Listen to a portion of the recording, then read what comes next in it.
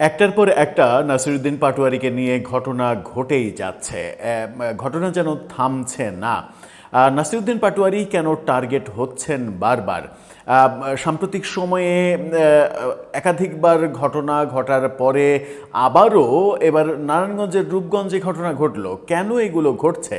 নাসিরুদ্দিন পাটোয়ারির যে সমাবেশস্থল, সেই সমাবেশস্থল ভেঙে চুরমার করে দেয়া হলো, মাটির সঙ্গে মিশিয়ে দেয়া হলো। শুধু তাই নয়, তাদের একজন নেতা মারাত্মকভাবে আহত হলেন। তার শরীরে ব্যান্ডেজ ট্যান্ডেজ দিয়ে পাটোয়ারি গণমাধ্যমের সঙ্গে কথা বললেন এবং রীতিমতো হুমকি দিলেন। সব কিছুই হলো, কিন্তু কেন হচ্ছে? কেন এনসিপির অন্য নেতারা আক্রান্ত হচ্ছেন না, কিন্তু নাসিরুদ্দিন পাটোয়ারি বারবার আক্রান্ত হচ্ছেন? আবারও কি একটা মানে ওসমান হাদি নাটক আমরা দেখতে যাচ্ছি? নাটক এই কারণেই বলছি যে ওসমান হাদি নিয়ে যা কিছু তথ্য আসছে, তার ভাইয়ের বক্তব্য, বোনের বক্তব্য, মমতা বন্দ্যোপাধ্যায়ের বক্তব্য, বাংলাদেশের বিভিন্ন পর্যায়ের বক্তব্য, তাতে মনে হচ্ছে যে এটা একটা মানে নাটক। সেরকম কি পরিস্থিতি আবারও, মানে ঘোলা জলে মাছ শিকার করার পরিকল্পনা আবারও কেউ করছে? একবার ব্যর্থ হয়ে আবারও সেই টার্গেট নেওয়া হয়েছে? অনেক প্রশ্ন রয়েছে, প্রশ্নের সমাধান আমাদের জানা নেই। চলুন নারায়ণগঞ্জের রূপগঞ্জে গিয়ে এবার ঘটনার বিস্তারিত বোঝার চেষ্টা করি। কেন এই ঘটনা ঘটছে, কি বললেন পাটোয়ারি নিজে? থাকবেন পলিটিক্স টিভির নিয়মিত আয়োজনে।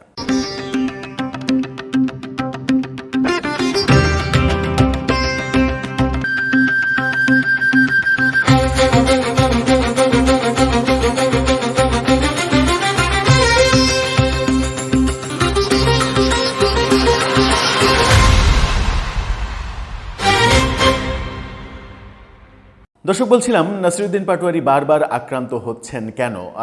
রূপগঞ্জে গতকালকে যে সমাবেশ ছিল, সেই সমাবেশ সেটা শুরুর আগেই পণ্ড করে দেয়া হলো। সমাবেশস্থল ভেঙে চুরমার করে দেয়া হলো, যা কিছু ছিল সেগুলো মাটির সঙ্গে মিশিয়ে দেয়া হলো। সেখানে তাদের নেতা আহত হলেন, রক্তাক্ত হলেন এবং তাকে নিয়ে পাটোয়ারি গণমাধ্যমের সঙ্গে বক্তব্যও দিলেন। বিভিন্ন গণমাধ্যম বিভিন্নভাবে এই চিত্র তুলে এনেছে। ইত্তেফাকের শিরোনামটা দেখে নিন। ইত্তেফাক বলছে, নাসিরুদ্দিন পাটোয়ারি আসার আগেই এনসিপির অনুষ্ঠানের মঞ্চ ভাঙচুর। আবার ইন্ডিপেন্ডেন্ট টেলিভিশন বলছে, রূপগঞ্জে নাসিরুদ্দিন পাটোয়ারির সভা মঞ্চ ভাঙচুর।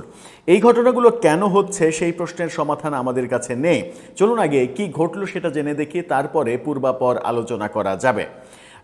নারায়ণগঞ্জের রূপগঞ্জে এনসিপি আয়োজিত অনুষ্ঠানের জন্য নির্মিত মঞ্চ, প্যান্ডেল, চেয়ার, টেবিল ভাঙচুরের ঘটনা ঘটেছে। এনসিপির মুখ্য সমন্বয়ক নাসিরুদ্দিন পাটোয়ারির সেখানে যাওয়ার কথা ছিল। তিনি পৌঁছার আগেই এই ঘটনা ঘটে। তিনি আর ওই জায়গায় পৌঁছতে পারেননি, কিন্তু পরবর্তীতে তার বক্তব্যে বলেছেন যে আমাকে নিষেধ করা হয়েছিল এখানে আসতে, এখানে গ্যাঞ্জাম হবে, কিন্তু আমি বলেছি আমি যাবই ইনশাল্লাহ, আমাকে মেরে ফেললেও আমি যাব, যতবার মারবে ততবার যাব। এবং যিনি আহত হয়েছেন তাকে পাশে নিয়ে তিনি বললেন যে এর মানে সুষ্ঠু তদন্ত যদি না হয়, এর পরে যদি আর একটা ঘটনা ঘটে, তাহলে স্বরাষ্ট্র মন্ত্রণালয় ঘেরাও করা হবে, প্রধানমন্ত্রীর দপ্তর ঘেরাও করা হবে। প্রধানমন্ত্রীকে নিয়ে বেশ সমালোচনা করলেন, তির্যক কথা বললেন, কটু কথা বললেন, অনেক কিছুই বলতে শুনলাম। ঠিক একই ধরনের বক্তব্য ওই ঝিনাইদহেতে ঘটনার পরে আমরা শুনেছিলাম যে আর যদি এই রকম ঘটনা ঘটে তাহলে এটা করব, ওটা করব। কিন্তু প্রশ্ন হচ্ছে, তার বেলাতেই এই ঘটনাগুলো ঘটছে কেন? আওয়ামী লীগকে দোষ দেওয়ার তো উপায় নেই, যেহেতু আওয়ামী লীগ নেই, আওয়ামী লীগ এই কাজগুলো করছেও না, করার তাদের ক্যাপাসিটিও নেই। তাহলে এই কাজ কারা করছে? এই কাজ কি সরকারি দল বিএনপি করছে? বিএনপি করার যথেষ্ট কারণ রয়েছে, কারণ পাটোয়ারি তার বক্তব্যে দীর্ঘ সময় ধরে বিএনপির শীর্ষ নেতাদের নিয়ে যে সকল অধ্যত্বপূর্ণ, কুরুচিপূর্ণ বক্তব্য দিয়েছেন, তাতে বিএনপির তৃণমূলের নেতাকর্মীরা ক্ষেপে থাকারই কথা। তারই বহিঃপ্রকাশ দেখা যাচ্ছে কিনা সেই প্রশ্ন তো রয়েছে। এখানে বলা হচ্ছে যে দাউদপুর ইউনিয়নের কুলিয়াদি সরকারি প্রাথমিক বিদ্যালয় মাঠে এই অনুষ্ঠানটা আয়োজনের কথা ছিল। অনুষ্ঠান শুরুর ঠিক আগ মুহূর্তে 5 মিনিট আগে এই ঘটনা ঘটে। প্রত্যক্ষদর্শী এবং স্থানীয় সূত্র বলছে, ফল উৎসবে প্রধান অতিথি হিসেবে উপস্থিত থাকার কথা ছিল পাটোয়ারির।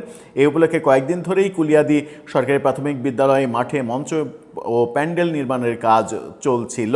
অভিযোগ রয়েছে শুক্রবার রাত 8টার দিকে মোটরসাইকেল বহর নিয়ে একদল দুর্বৃত্ত ঘটনাস্থলে এসে দেশীয় অস্ত্রের মহড়া দেয় এবং নির্মাণাধীন মঞ্চ প্যান্ডেল ভাঙচুর করে।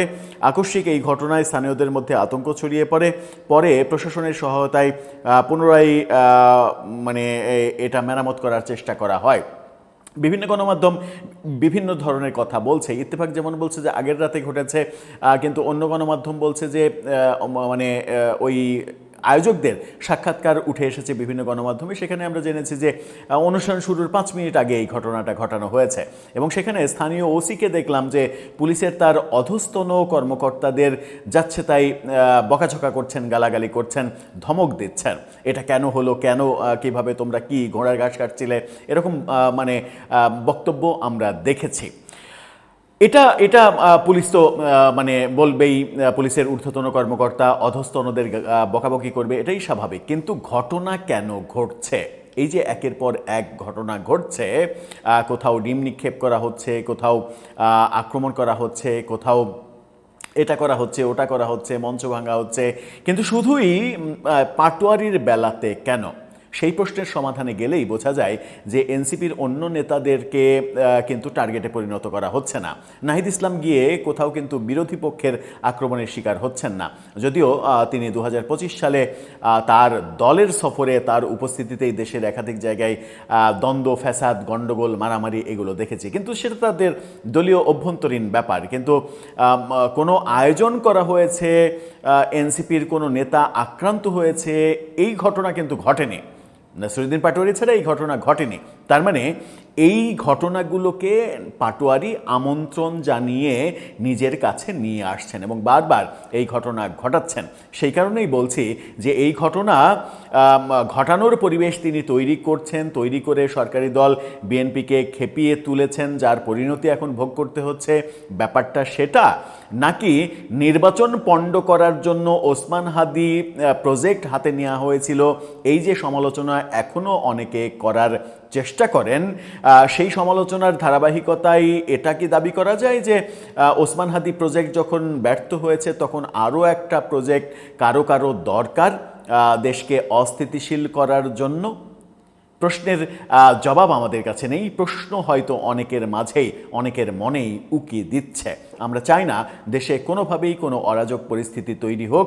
রাজনৈতিক এই প্রতিহিংসা পরায়ণতা কিংবা রাজনৈতিক জিঘাংসা পূরণের যে ব্যাপারগুলো, সেই ক্ষেত্রে সব পক্ষকেই ধৈর্য ধরতে হবে, সব পক্ষকেই উদারনীতি অবলম্বন করতে হবে, তবেই এর থেকে সমাধান পাওয়া যাবে, উত্তরণের পথ আমরা খুঁজে পাব। কিন্তু আদৌ কি যে পরিস্থিতি বিরাজ করছে তাতে করে সুস্থ রাজনীতি আমরা প্রত্যাশা করতে পারি? পাটোয়ারি কেন আক্রান্ত হচ্ছেন বারবার? দর্শক, আপনার কাছে কি মনে হয়? আপনার মতামত জানিয়ে লিখতে পারেন আমাদের কমেন্ট বক্সে।